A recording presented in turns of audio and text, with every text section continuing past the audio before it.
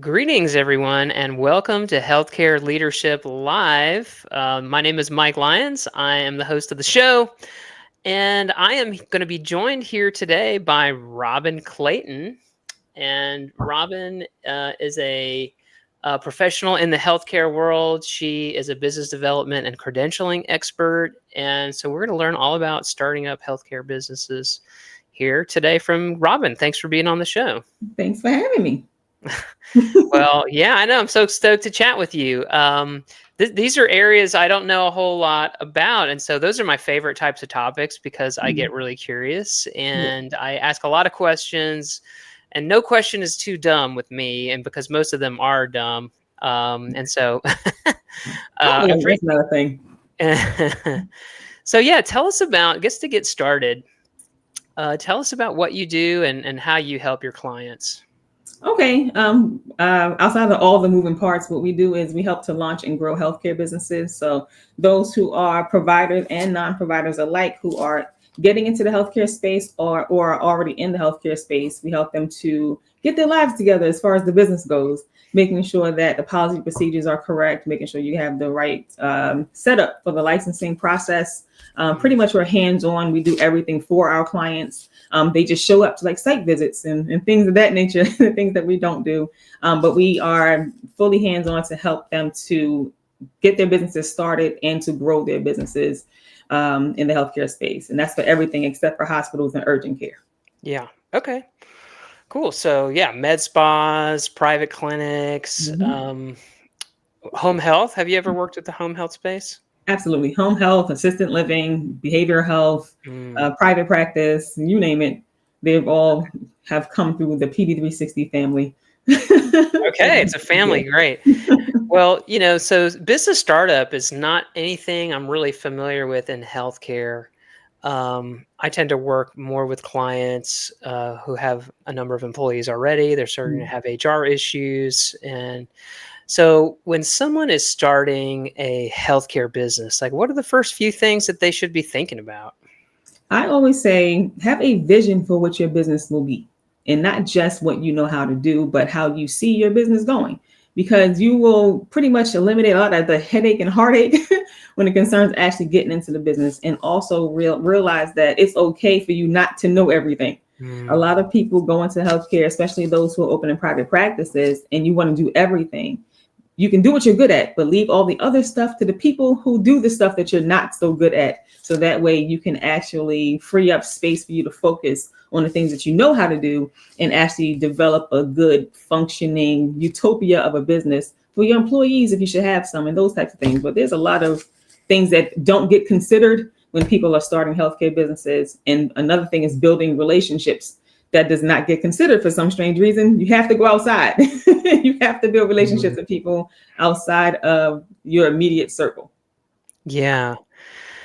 Yeah. If you don't create awareness of your business, no, you won't be having any patients or customers, right? Exactly. And you don't build that trust, because people, when they at least have a good feeling about you, they are likely to at least send somebody over there. But if they don't know you, then you're not anybody. So it's more than just an email campaign, I'm guessing. Much more than, especially with providing an actual service to someone's body or mind. No, it's not just an email campaign, because how often have you thought to take on a therapist or take on some medical help by email? Nobody. You know what I mean? I can be aware of you, like, okay, this type of practice is nearby, but if there's no other connection outside of that. Yeah. How have you seen the most effective clinicians and healthcare businesses go about, building those relationships? Or we just go door knocking on some other clinics or what? Okay, so healthcare tends to not be a friendly place to people who own healthcare businesses, like between those who are doing the same types of things. I always say, think outside the box. Your patients, your clients, they frequent everywhere, like YMCAs, libraries, the police station, fire department. Like these places, they have outreach. So you want to do outreach with those who complement your business and those who you can actually bring value to. So when you're doing your outreach, make sure you reach out to your community, wherever your business is located and where you live. reach out to your community and actually start building relationships with those in your community. That's the only way you're going to actually, realistically have a relationship or idea of, or referral sources, because that's what healthcare needs. Yeah. Referral sources for your business. So you definitely want to be outside and not just behind the computer or on the phone. Really, get to know people. Go to some hospitals and meet with, discharged people. Like, just get out there. You got to start meeting with people. Well, it's something that's helped me in my business. It also, right, is to just have FaceTime with people, because, like you said, healthcare is super intimate, and especially you referenced mental health, but anything related to our body, right? Dermatology, ophthalmology, home health. I mean, talking about bringing a professional in to care for a parent or a grandparent, that's super intimate, Absolutely. Yeah. One thing that's helped me in my business is to have a focus and a niche, right? It's like, hey, I'm the expert in ophthalmology, HR, for example. Have you seen providers using like a niche to try to get more exposure? I guess technically, depending on the type that you open, it's going to be like a niche type of thing. Yeah. But realistically, because healthcare, especially when you're dealing with people's bodies and taking care of them or assisting them with something, you want to provide as much service to that population as possible. So technically, it won't be like just this one thing you're going to be doing. You're going to do multiple things, but it depends on who you're serving. So if you're serving a specific population, then all your services, for the most part, will be geared toward these people, because that's who you're trying to serve. Yeah. Yeah. I'm kind of picturing like a mental health provider who loves working with, kids with gender issues, maybe gender identity, that may be one example. But to your point, if I'm an ophthalmologist, I can't say, well, I specialize in people between 30 and 40. You can't really do that. But if you have a niche, I've been finding that to be helpful. So we talked a little bit about marketing. What are some other things, like in the credentialing or licensing, that they don't realize when they're starting that process? It's not a tomorrow thing. It takes time. If you don't have someone, or even if for yourself, you can't dedicate the time it takes to focus on licensing or credentialing, it's not going to be a happy time, because it's not an overnight thing. It definitely takes some time. It's a process, and you have to be available to actually, show up and or fix things that need to be fixed, update things that need to be updated, be on phone calls, hold times. Like, it's tedious. It's not something that is a 1, 2, 3. Yeah. Yeah, I've seen this. I've never done the credentialing work, but I have seen that it takes months, and it may vary depending by payer. It does vary depending on payer. But I will say, if you I always say, you can save money a lot of different ways when it concerns doing things in your business. I always say outsourcing, especially when you're new.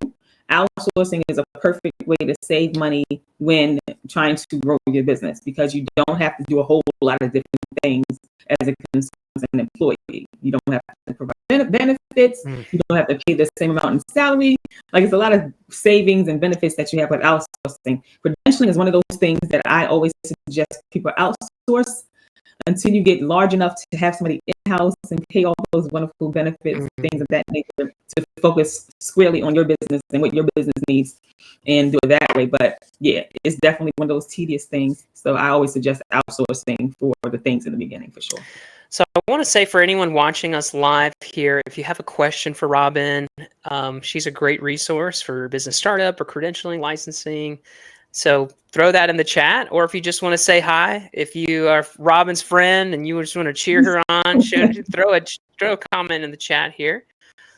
I'm curious if you've noticed any trends in the types of healthcare businesses that are getting started right now. And I guess the reason I think about that is maybe that's a reflection of the issues that people are dealing with out in the world, or maybe it says something about I don't know, the nature of consolidation in healthcare.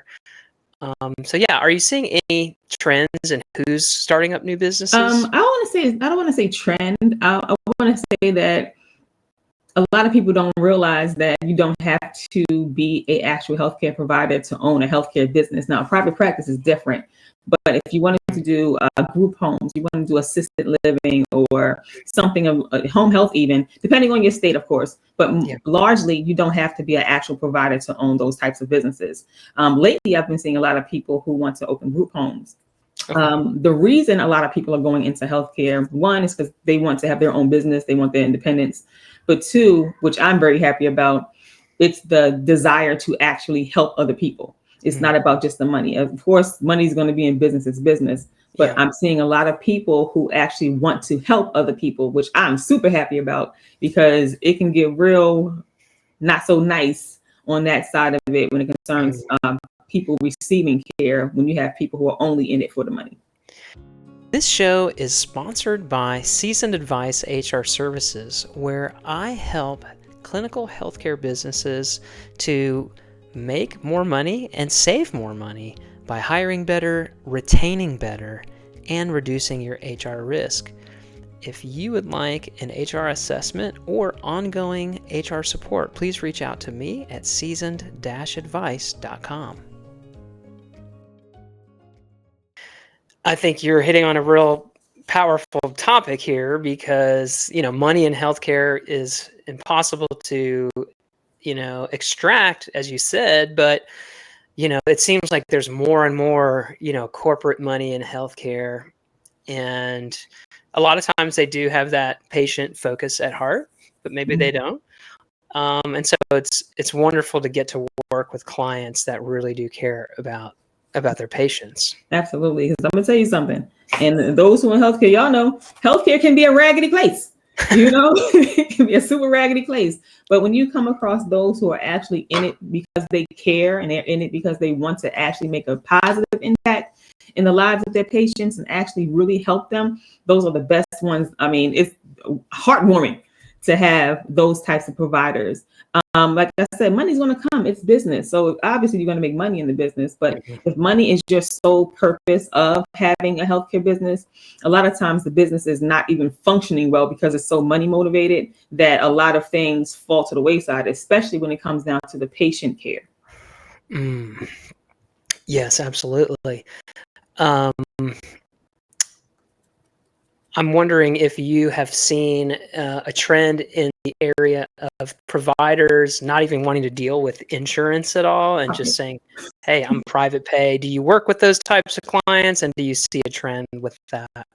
There is, okay. So I try to stay from trend because it's a lot of different things, right? But there are a lot of private providers, private practices who do shy away from the insurance part of it because one, private pay is immediately. It's nothing you have to really wait for per se. Yeah.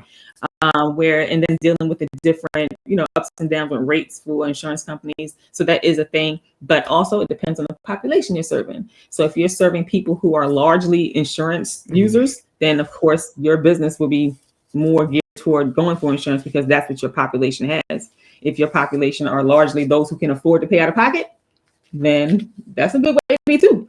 You're able to, provide the service and get paid almost immediately. So yeah, I won't say it's a trend, but a lot of private practices do tend to look at the out-of-pocket pay as opposed to the insurance. I'm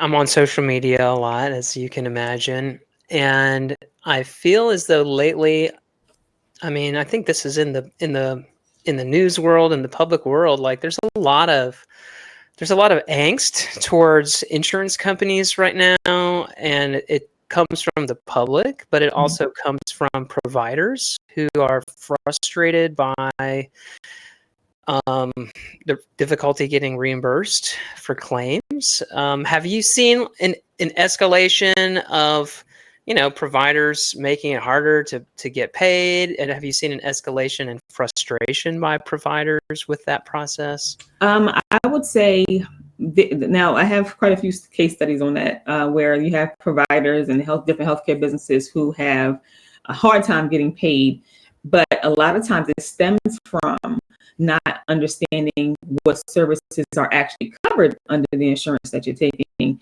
and also how you're putting in the claims and all those different types of things. That's why if you are someone who provides a service and that's what you're good at, get somebody whose job focus is billing, and that's what they're good at, because they're going to be able to spot all the deficiencies prior to submitting the claim and let you know what you can and cannot do, as opposed to you submitting and then they kick it back and you have zero. I've had people who are like $2 million of unpaid service because they didn't realize they weren't able to bill the service.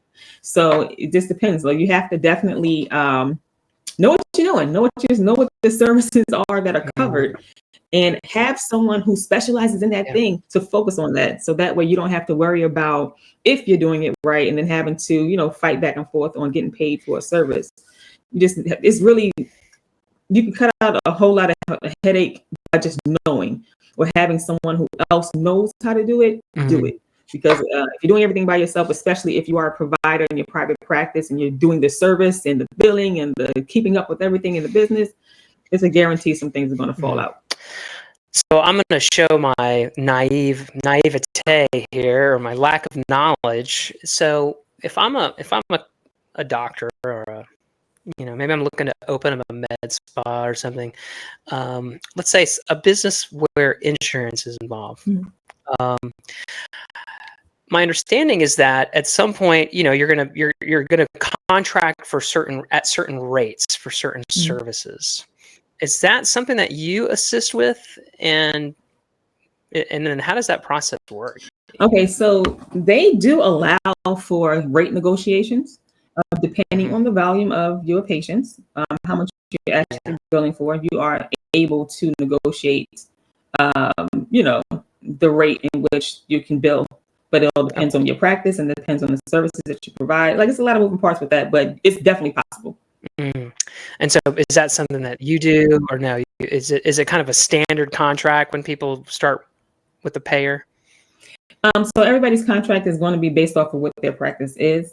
We do offer that kind of consultation on what you can expect and that kind of thing with the credentialing. But largely, as long as you meet the standards, as long as you meet the requirements of the specific payer, you shouldn't have a problem with the contract part of it. Gotcha. What I think I hear from providers out there or businesses out there is one of the reasons that there's a lot of consolidation is because, hey, we think we can get better, more favorable contracts, with insurance companies by grouping up together, and that tends to depress or limit the number of providers wanting to be like on their own, right? Like, because I can make more money if I am with a group. Is that a valid viewpoint? And do you think that a lot of providers are leaning that way to try to capitalize on the negotiating power of a large group? In anything, you go further together. So if you are, if you're going to link in with a group, that will say that you'll also have the amount of patients to actually support the group. So it depends on what's like I said, it depends on what you're doing. Yeah.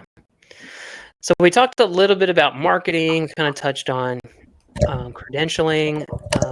What are some of the other things that practices need to keep in mind when they're starting up? Oh. It's a family show here at Healthcare Leadership Live, and we welcome that. This is my head though. Anyway. I'm sorry, ask the question again. So we talked a little bit about marketing and getting out there, and we've talked about credentialing. What are some of the other key steps that a healthcare business needs to think about when they are getting started? Okay, so the licensing process. The licensing process is different depending on the business type. Time frame will be different depending on what you have to do. If you have to be accredited or if you can just get the license without it. Everything depends on your state regulations and your business type. I think what people need to keep in mind is that this is not a sprint. Take your time. You don't have to rush to open a business that does not have any clients.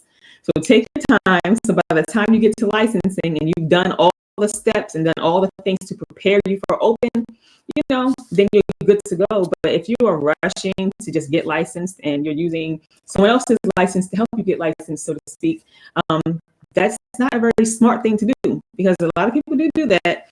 But at the end of the day, once you have a licensed business and you have nobody working in the business, that licenses that are required and all those different things to operate, you're going to be back at square one.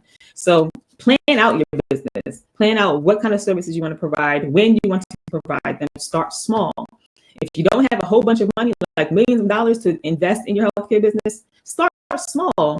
And from that small, you grow that population and you move to something else. But don't be in a rush to open a business and not be able to serve anybody.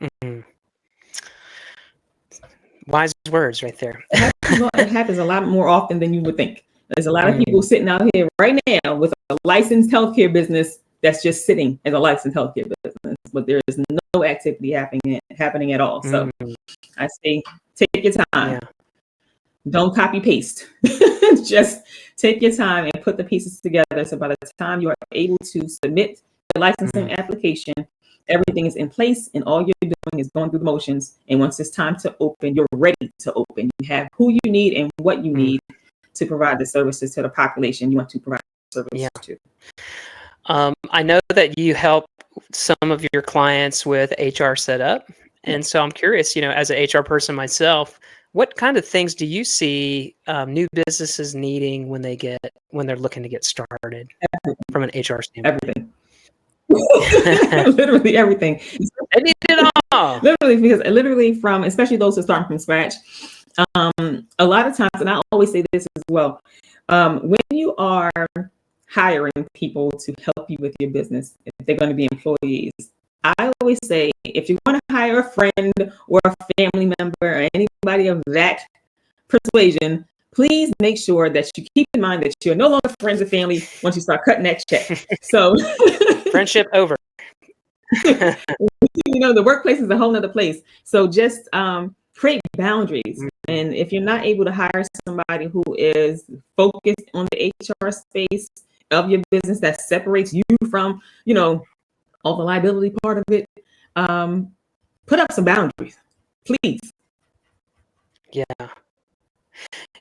What you just made me think about is I'm working with a client right now.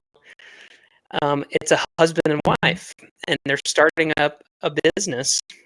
And wonderful people, but I think this is their first business. Have you seen husbands and wives starting businesses, and what are some of the pitfalls that you think they can fall into? And do you have any sage wisdom to help them, stay out of court later, if you know what I mean? The same thing as if they were just friends coming together to make a business. Have your agreements together, operating agreements, all your agreements, how business will be run, how decisions are going to be made. It's two of you, so you get 50-50 type of decision making. But just plan ahead. Like, it's not emotional. It's not how I feel about anything. It's what is. So while you're building your business, just make sure you're building it while taking your time to do it. Don't rush. Don't put your feelings in it. Take your feelings out of it and just focus on how this business should run. Who we're going to serve, how we're going to serve them, how we're going to make it happen so that we can effectively serve them. But, just really step by step, make a plan, especially a business plan, which is a living document, folks, not just something that you put together and then leave it. It's something that's a living, breathing document that you have to keep updating. Yeah. So just take time out and plan. Take time out, have those hard conversations in the future. If one of us doesn't want to do this anymore, what do we do then? Like, just have the conversations that you need to have prior to starting. Yeah.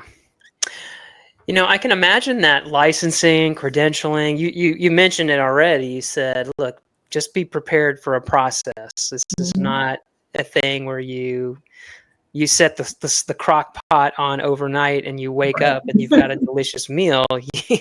You have to, it's a process. And so are there things that can speed up the process? Or maybe a better question is, are there some common things that tend to slow down the process? I don't think anything is going to speed it up per se. That's why I put that difference spin on there. There are some things that will slow it down, and things that will slow it down is if your documentation is not in order. If you don't have the licensing will tell you what they need. Never give more than what they're asking for. Never give less than what they're asking for. Give exactly what they're asking for. There's no reason for you not to get licensed if you're giving exactly what is being asked of you. And make sure that it's correct when you give it. Make sure it has all the components when you give it. And if you have those things together, then you're fine. If you don't, it's definitely going to be a back and forth. You're missing this, you're missing that kind of thing. Even with accreditation, you are able to do that process. And if you are missing something, if a standard is not met, then they give you opportunity to fix it, and that will slow down the time frame for you to actually become fully accredited or fully licensed, depending on what you're doing. But if you have everything ready, you'll be fine. Yeah. This kind of goes back to that question of trends, but the population's getting older, or shall I say, there is a larger proportion of our population that is elderly, and it's going to become more so. Do you see a upswing in elder care services that are coming through your door? Yes, there's a lot of care being aimed toward the elder population. I will say though, and this is something that came to my attention. Now, of course, we don't own healthcare businesses over here; we just help build them. But I had a conversation with someone not too long ago, and they were talking about the elder population, and the conversation was about substance use disorder and how that particular service is largely ignored by the elder population when they are actually experiencing a lot of substance use disorder in their older age. That's alcoholism, drug abuse, those types of things. And they're not being treated for those things largely. So I would say if anyone is interested in doing some SUD services, maybe target some of those elder populations because they need the help as well. Well, there you go. That's a niche that maybe needs to be explored a little bit. I would say so for sure. Yeah. Especially with, prescription drugs, abuse or illegal drug abuse. I can totally picture that. Well, Robin, you certainly have a wealth of knowledge about healthcare business startup, and we could probably go on and on. And just as an endorsement here, Robin is super passionate about this stuff. She's helped a lot of clients, and I just want to say that she would be a wonderful person to work with if you're looking at starting a healthcare business. How can people get in touch with you, Robin, if they want to learn more and chat with you? I don't know about chatting, but if you want to learn more. That's right. Keep it real, Robin. Okay. If you want to learn more about what we do, the website is www.pd360llc.com. That is our website. We have a private Facebook group called the Healthcare Business Hub by PD360. We welcome everyone who is actively looking to launch or grow their healthcare business. We provide a lot of free information in there, and of course, some paid services if you so need. But it's really a place where you can go in and actually work on your business, and that is the purpose of it. What else we have? We have PD360 LLC's other Facebook page, which is just the business page, and we are on LinkedIn, obviously. And we make appointments, and if anyone wants to have an actual conversation, we definitely are available. Just set an appointment, and you'll be able to speak to myself. Okay, so that's where that chat opportunity comes in. I will put the link for PD360 into the show notes for anyone that is listening. But this brings the conclusion of the show. Healthcare Leadership Live is all about bringing experts in the world of healthcare to help you be a better leader or to help you get your business started, as was the case here today.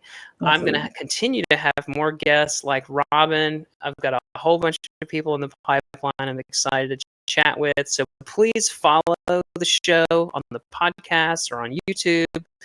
Follow me on LinkedIn. Follow Robin on LinkedIn.